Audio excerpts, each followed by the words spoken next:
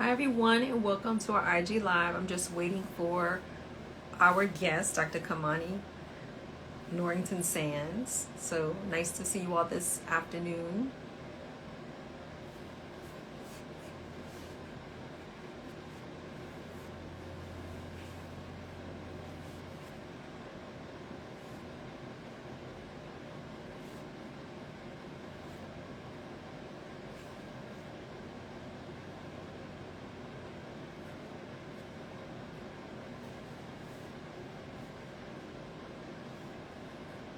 So I'm just waiting for our guest.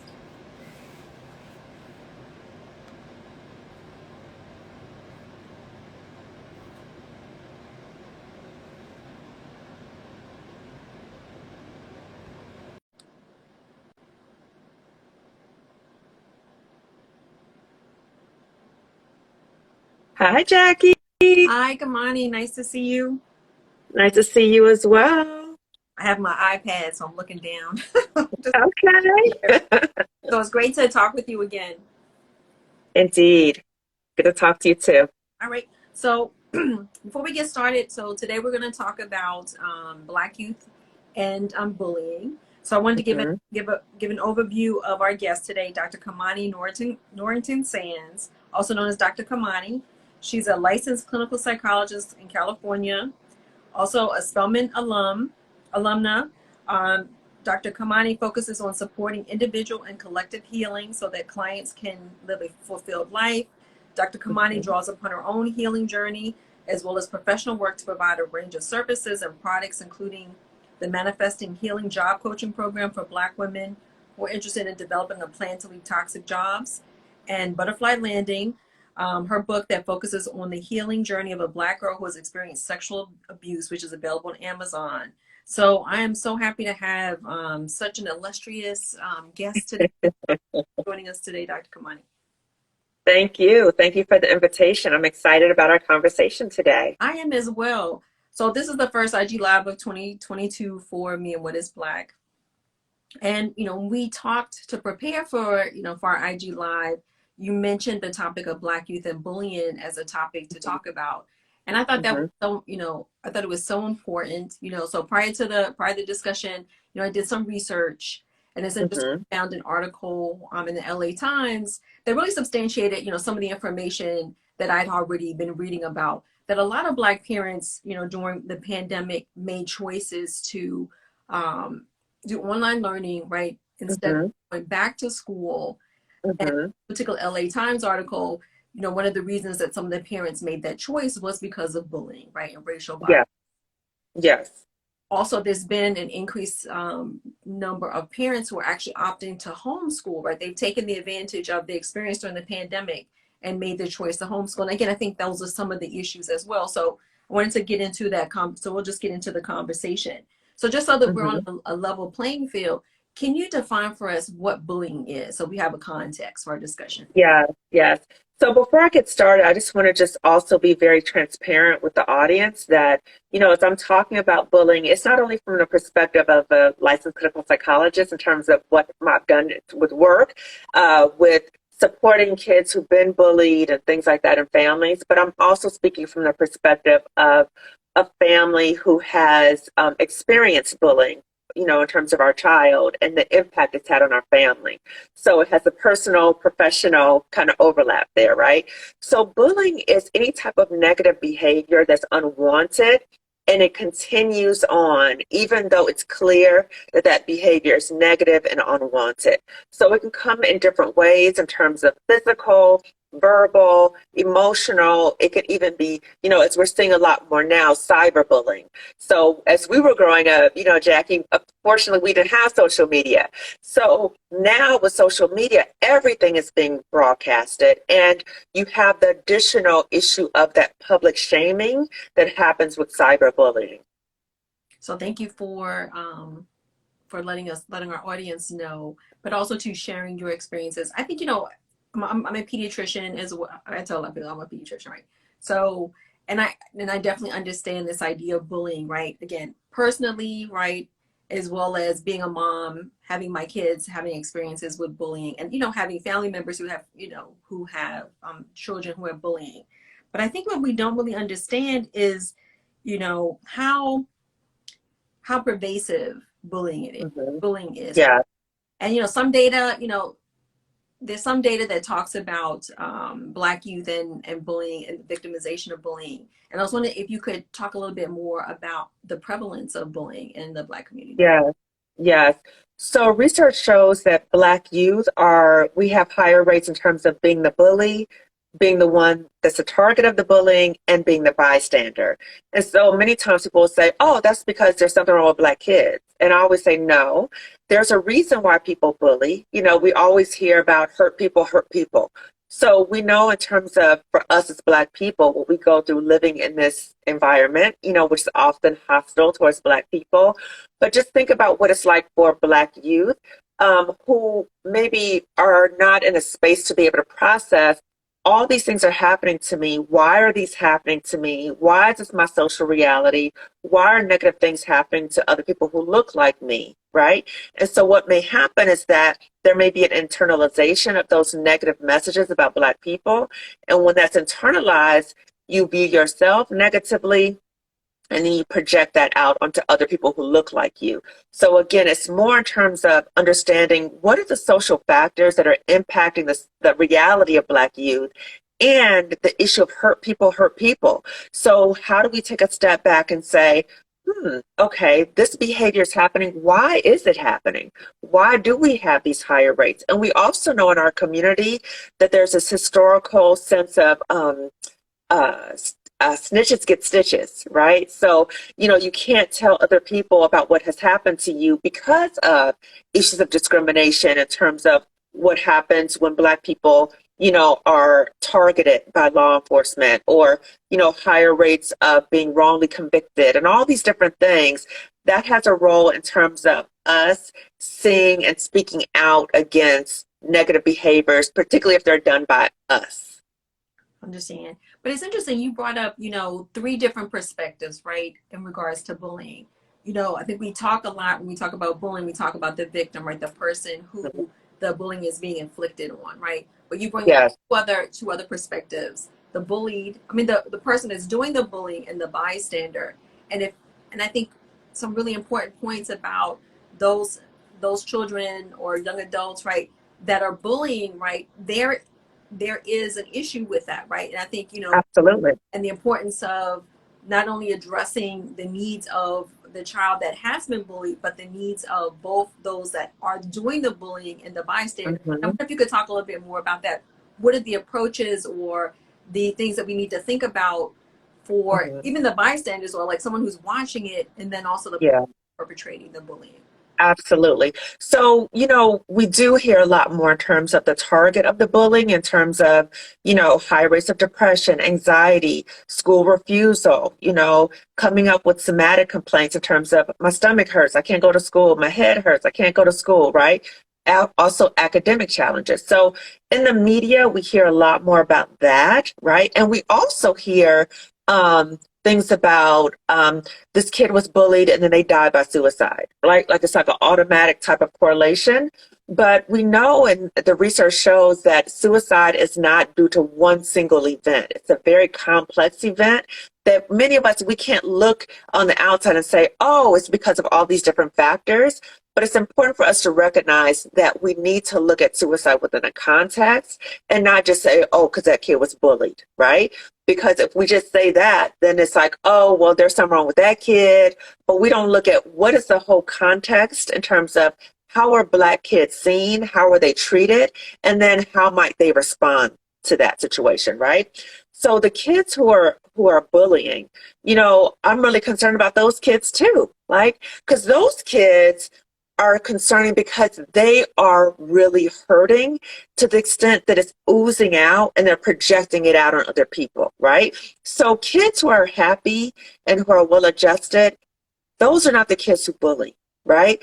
Those kids who bully are the kids who are deeply unhappy about something in their lives. And so that's a wake-up call for parents, for schools, for other people who are around this child to say, wow, we recognize the behavior, we need to address the behavior, but let's get at the root causes in terms of why this child would resort to this behavior. Because there must be something wrong. There must be some level of unhappiness and misery for them to do that, right?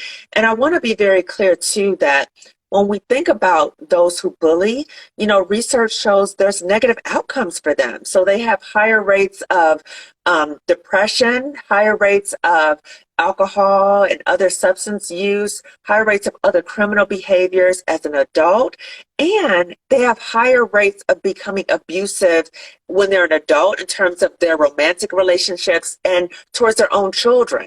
So it really highlights again the importance of helping these children, because when we don't help them, it has this negative trajectory in terms of the impact.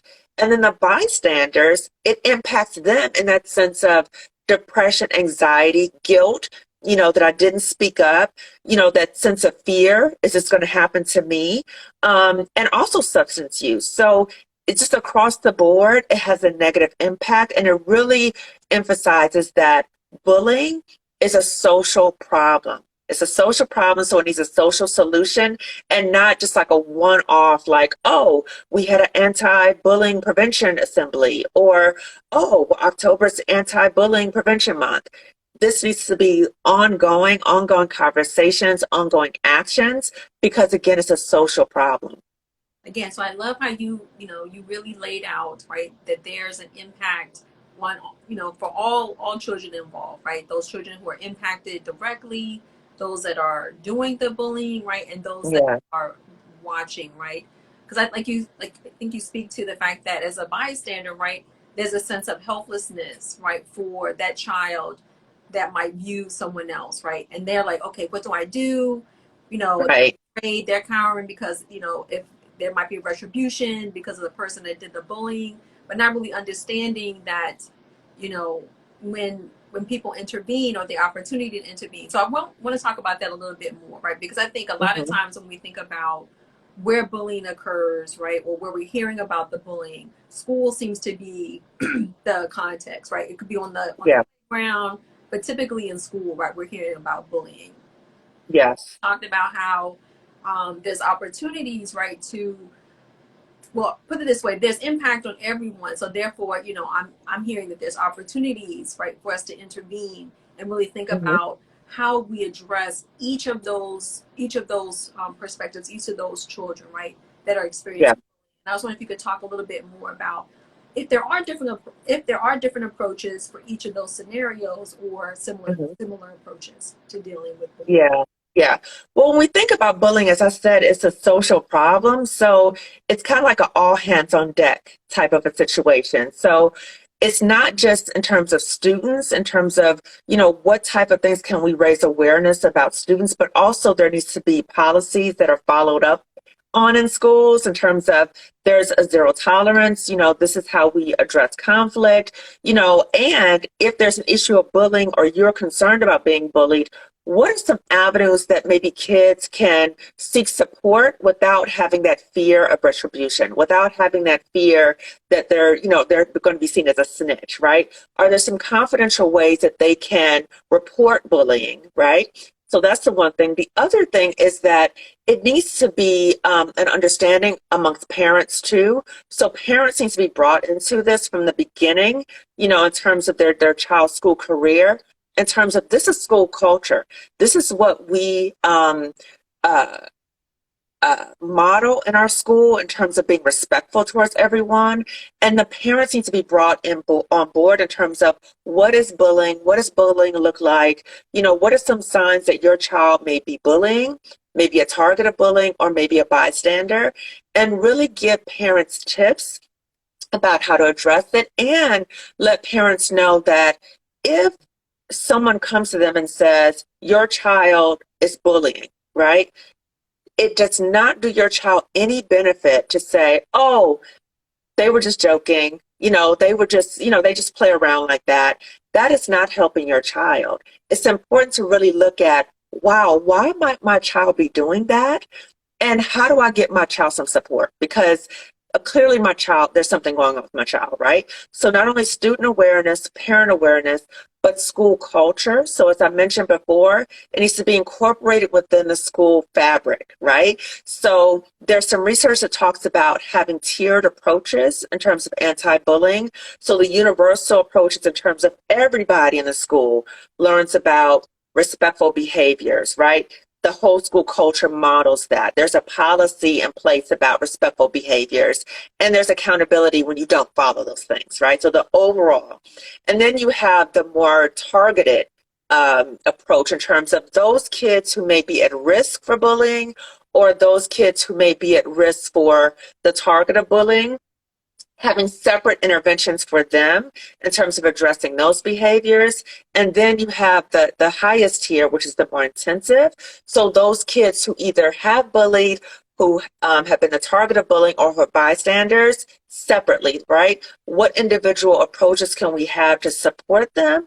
Because again, when we don't address these issues and provide that treatment and that support, it can have negative outcomes for all of them.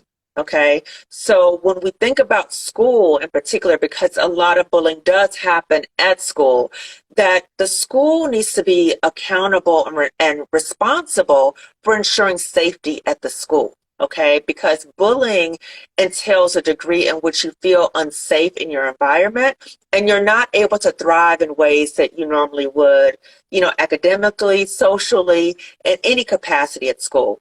So when schools talk about an anti-bullying policy, they have to implement that, right? So if they say, oh, we have no tolerance for bullying, but then they become aware of bullying incidents and they don't make that person accountable, they don't bring in the parents, then that sends a message to all the other kids.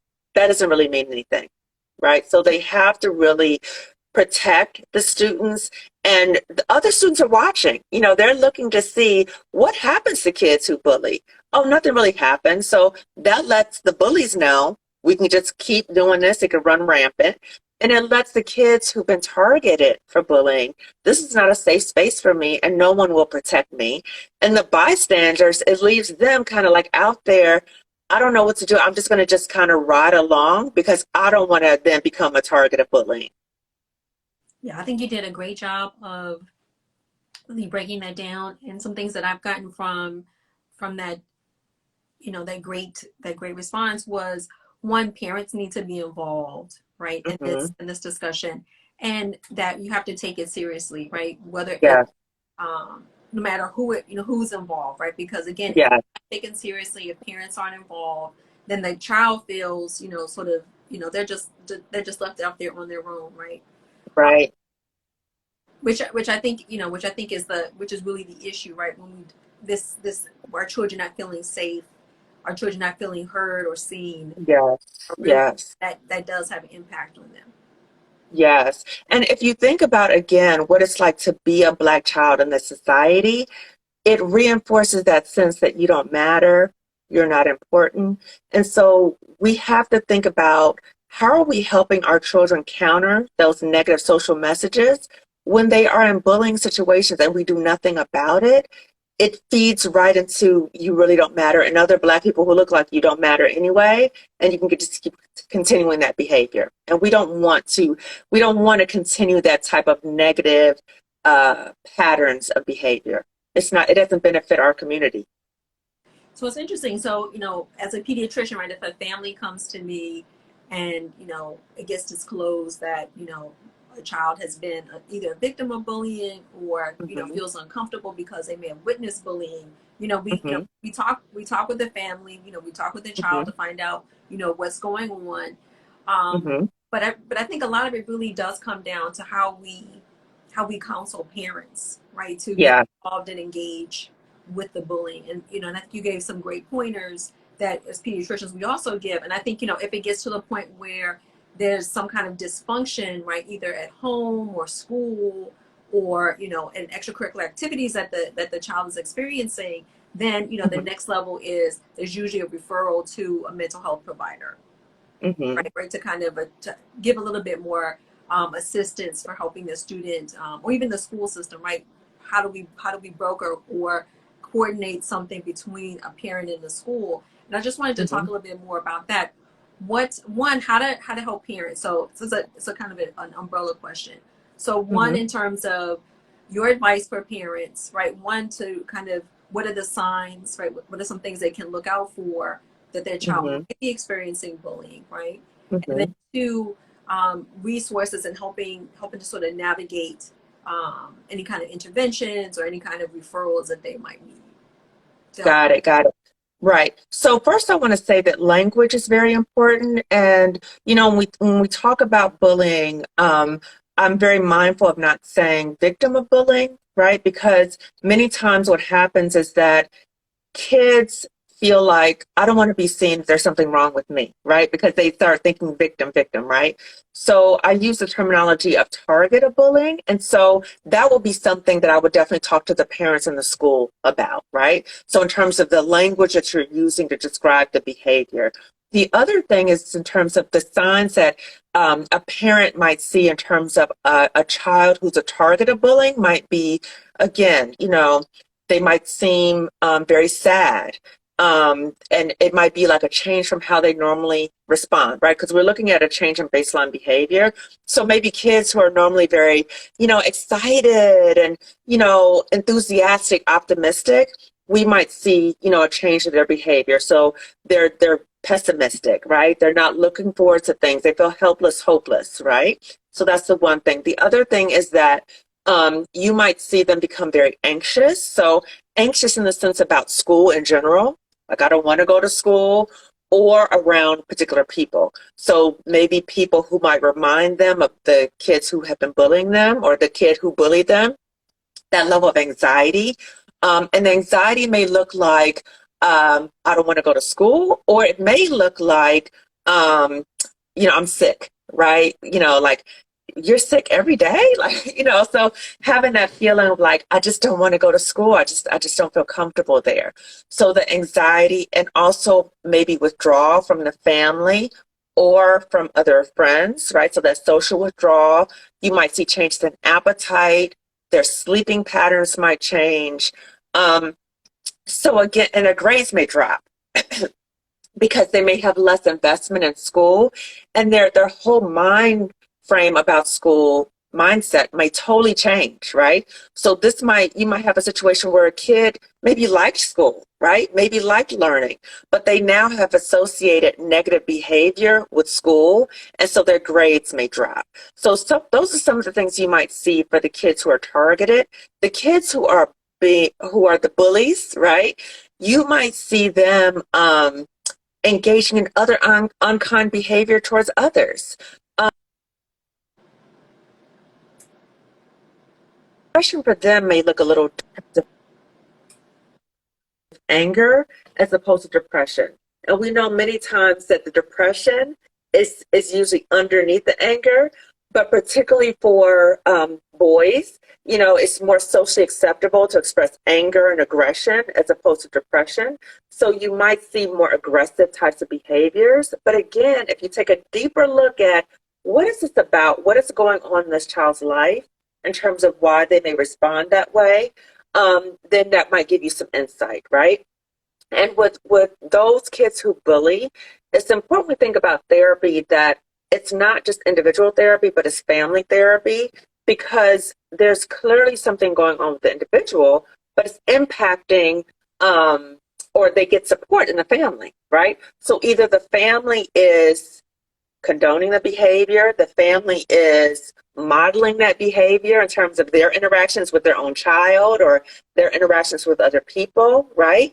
But the family is the core in terms of teaching new behaviors and reinforcing those behaviors. So that's why family therapy would be really recommended in situations like that.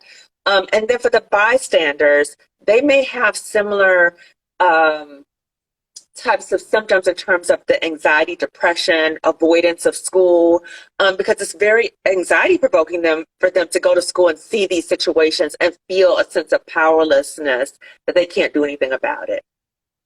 So I think that's important. I mean, again, for parents who are listening, right, these symptoms of depression, anxiety, school withdrawal, change in academic grades, right, they could also be signs of other things as well. But I think Mm-hmm. what's important is if you notice something, right? If you have this instinct that, okay, something is a little bit off, right? Mm-hmm. It doesn't hurt, right, for you to, ask for some help, right? Talk to a mental health provider if you know one, talk to somebody in the school system, or even talk to Mm-hmm. your healthcare provider or talk to a family friend. Because I think that's important, right? Because I think for parenting, right, sometimes I think we can get into this sense of, second guessing ourselves, right? Mm-hmm. But again, I think, what, as a, my, I think moms or dads, whoever you're in some ways like you've earned your quote unquote doctorate degree, right? Because you've grown with your children, you know who they are, especially if you're Uh-huh. really involved in their life. And if you notice a Mm-hmm. change, right, you just gotta use your doctor mom, doctor dad, doctor grandma, Yeah. right, and and look into it further, which I think is important. Yeah. Yes. So key is really looking at that change in baseline behavior. So if you notice your child is behaving in a way that they weren't behaving before, like you're starting to see some behaviors like, wait a minute, my child didn't do that before. Really look at what's going on and really make sure that you're always checking in with your child, right? So not just how was your day, right? Because most kids are like, fine, and like trying to move on. But really talk. So tell me about what happened during your day, right? So what was the highlight of your day? What did you think didn't go too well? But really have that ongoing contact with them in the hopes that when things are not going okay, that they then feel comfortable coming to you because you have provided this open space and you have conveyed a sense that I'm here for you. I have your back. I'm here to support you. I'm here to advocate for you. And also, it may be problem solving with your child about, okay, these things have happened. I know you have concerns about what might happen if you tell, right? You don't want to be seen as a snitch. It might be problem solving with your child about some ways of getting support because we know also that when we don't stand up to bullies, that they will continue that behavior as well. Well, I think that's brilliant, right? Because I think, again, this idea of feeling helpless to being, empowered, right? Hmm. And that Hmm. that we can do, we just have to learn about them, right? We got to understand that, what, there we can help our kids, right? Um, Yes. which I think is so important, and I definitely want Yes. just anyone to feel empowered in knowing that, what, helping children makes a difference, right? Yes. For all the reasons that you stated, health, mental health, academics, right? And all those having impact on the trajectory of the child's experiences, relationships, right? So it all matters. Absolutely. And I just want to add something too, is that we have to recognize that as parents, it has an impact on us also, right? So I'm taking the personal hat on now, right? As a mother who has gone through and is going through that journey, is that it can be devastating for the entire family, in terms of if your child has been the target of bullying. And so it's very important for us to of course support our child and continue to support our child, but sometimes we might need support too because as a parent, that's the worst thing to happen to you is to feel like you're not able to protect your child. Okay, that's the worst thing. And so how do you get that support, in terms of talking to your circle of people who support you, maybe going to therapy, right? Because as you're supporting your child, more things may come up which might trigger you, and in terms of, wow, this happened to my child. I'm, really hurt by that. So I just wanted to put that out there too, that, it's important for us as parents to seek support if we need it as well. And also just want to piggyback, because you were talking about sometimes parents' experiences impact their child's experiences, right? So as a child yourself, as a parent, when you were a child, you may have experienced bullying and no Hmm. one addressed that, right? Or you didn't work through that. And again, some of that triggering I think could also occur. I would think it could occur, right? Through the experiences that your children have, because again, your lived experiences influence your choices and your understandings. Absolutely. So it can be retriggering in the sense that that's what happened to you. It could be retriggering in the sense that some people may have had a negative experience in school in general, right? So with other teachers, administrators, very negative experience. So the thought of then needing to go to the school to partner with them, it's very hard because they don't trust the school system, right? So then that might be triggering. And then the other thing that might be triggering is for those of us who have experienced being bullied, as I have as a child, that, you know, for me, it was very important for me to try as much as possible to prevent the likelihood that my children would encounter that, because I know what it was like, right? And the devastation when you're not able to protect your child, right? So it could be triggering on multiple levels. So we talked a lot about, you know, consequences for those targeted by bullying, who are perpetrators of bullying, and those that are bystanders. And I wanted to talk a little bit more about what additional ways we can help either prevent or mitigate bullying for our kids. Right. Well, I think what's important, first of all, is the understanding of acceptance, right? So, and I'm speaking specifically within the Black community. So within our community, there's often this expectation of how we are to be, right? So we'll say like, oh, that person's not Black enough, or that person's acting white, or that person, right? Because they may have different interests than other people.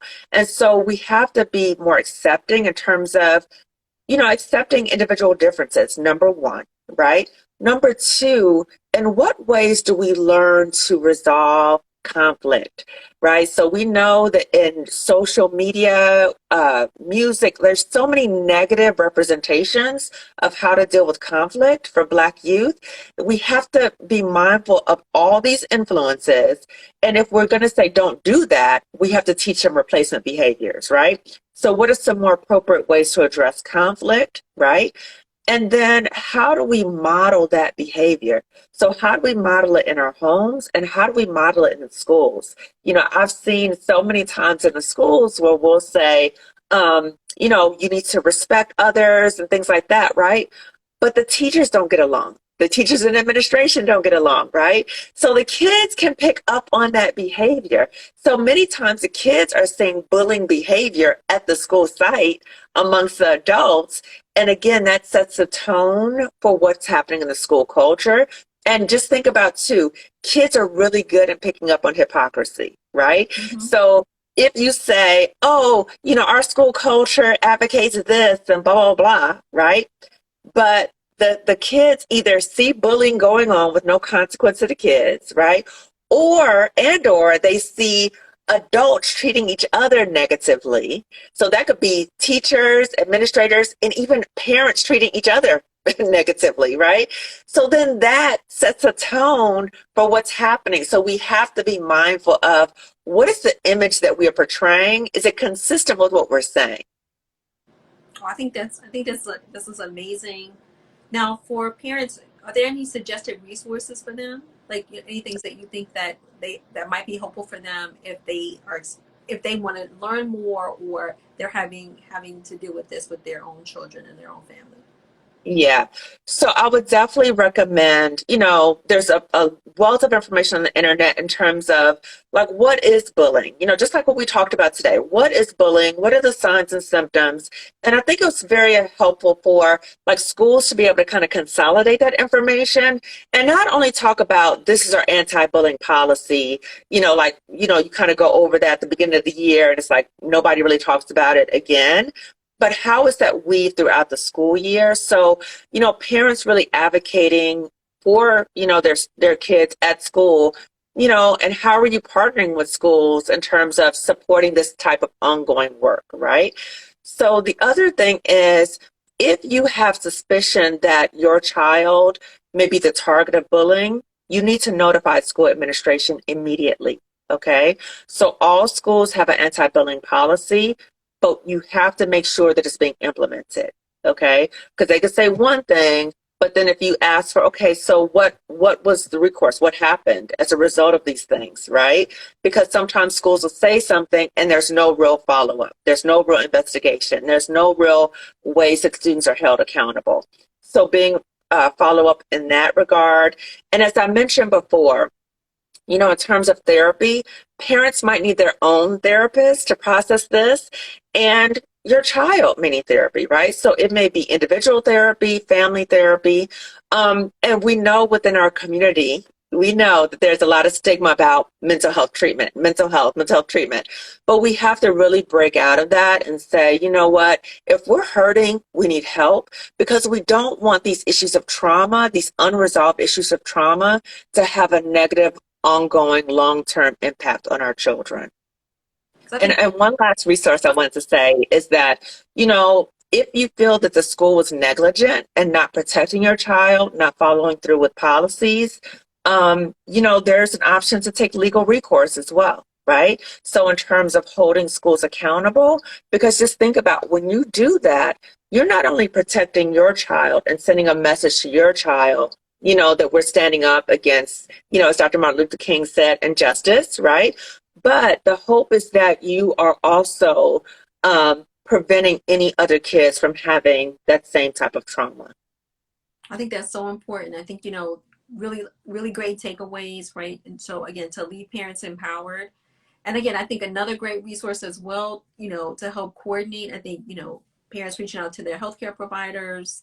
Again, sometimes if you need someone, an advocate, you know, working with, if you have a friend or family member, right, to reach out to them as well. But I think this has been a great discussion, and Mm-hmm. I'm so thankful that you joined me today for this important conversation.